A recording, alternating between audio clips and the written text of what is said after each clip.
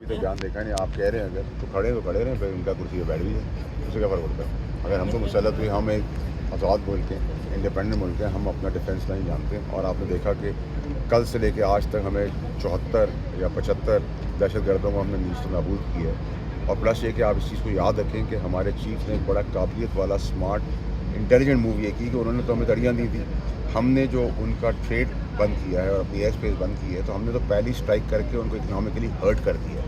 यानी कि मैंने आपकी तनख्वाह बंद कर दिया, आपका खाना पीना बंद कर दिया, आपका फ्यूल बंद कर दिया, आपकी बिजली का बिल बंद कर दिया, तो तकलीफ में सब आ गए। हमें तड़ियों से कोई तकलीफ थोड़ी होती है। और अगर देर है दुरुस्त अकल आ जाए तो बहुत अच्छी बात है, नहीं अकल आएगी तो इनकी अकल अच्छा वाडा साहब, आप 2019 में गलबन गवर्नमेंट का हिस्सा थे, तो अभिनंदन को गिरफ्तार किया गया, फिर छोड़ दिया गया। किसने छोड़ा था? कोई बात आपको पता चली किसके कहने पे छोड़ा गया, या प्रेशर पाकिस्तान के ऊपर डाला गया? क्योंकि प्रेशर अगर होता तो मैं वज़ीर था, वाहिद वज़ीर हूँ जो लाइन ऑफ कंट्रोल पे गया भी था और अपने पैर के नीचे इंडियन झंडे का रौंदा भी था और अपना झंडा गाड़ा भी था। और अब फिर इंतज़ार कर रहा हूँ कि फिर अल्लाह ताला ऐसा मौका दे कि हम इंडिया का झंडा अपने पैर के नीचे रगड़ूँ और मैं अपना नया झंडा पाकिस्तान का गाड़ूँ।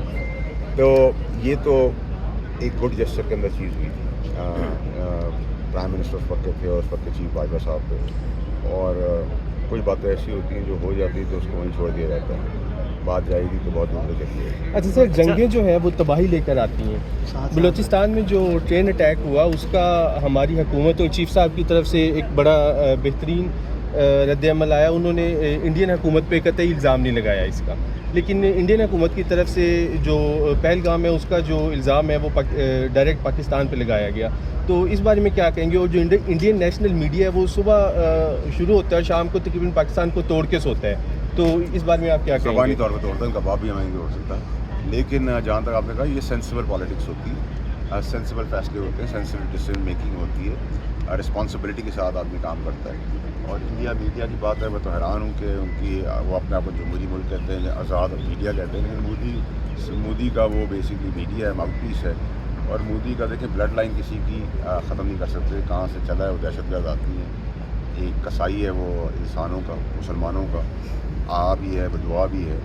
और देखिए वो बड़ा परेशान है, इनसिक्योर है, उसके बाद कुछ दिखाने को है नहीं, क्या दिखाएगा वो। तो हम इकनॉमिकली भी फिट हो गए हैं, वेस्ट भी हमारा ठीक हो गया है, बॉर्डर्स पे भी हम ज़बरदस्त काम कर रहे हैं, दहशतगर्दी को हम एड्रेस कर रहे हैं, डेमोक्रेटिक सिस्टम भी हमारा स्टेबलाइज चल रहा है। तो सब कुछ पाकिस्तान जंगी जारियत के जो भी बयानिए इंडियन हुकूमत की तरफ से दिए जा रहे हैं, सिर्फ पॉलिटिकल स्टंट है या वो वाकई जंग चाहते हैं? देखिए अगर वो चाहते हैं तो हम तैयार हैं, हम तोड़ जवाब देंगे, गाड़ देंगे इनको ज़मीन के अंदर, उनका वो हाल करेंगे कि वो याद है, उनको पता है। और उनको ये भी पता है कि हमारे मुल्क के अंदर कितने लोग इन्होंने आना था, कि इन्होंने जाना था, हर एक दूसरा मुल्क नज़र रखता है। तो मैंने आपको कहा ना, आप लोग इस चीज़ को बड़ा क्लैरिटी से लें कि पानी के ऊपर हम पहला लाइन ऑफ अटैक करेंगे और होली खेलेंगे उनके खून से। दूसरी चीज़ ये कि अगर मुसल्लत की गई जंग जो हम नहीं चाहते तो हम इसका ठोक बजा के जवाब देंगे, कहाँ से घुसेंगे, कहाँ से फटेंगे। और तीसरी और मोस्ट इम्पॉर्टेंट चीज़ ये कि अगर ये बयानियाँ बना रहे हैं और कड़ियाँ लगा रहे हैं, सब कुछ करें, हमें से कुछ फर्क नहीं पड़ता। फैसल बावड़ा साहब, ये बताएं कि अगर जंग का खतरा बढ़ता है तो हुकूमत पीटीआई या बानी पीटीआई को ऑन बोर्ड लेगी?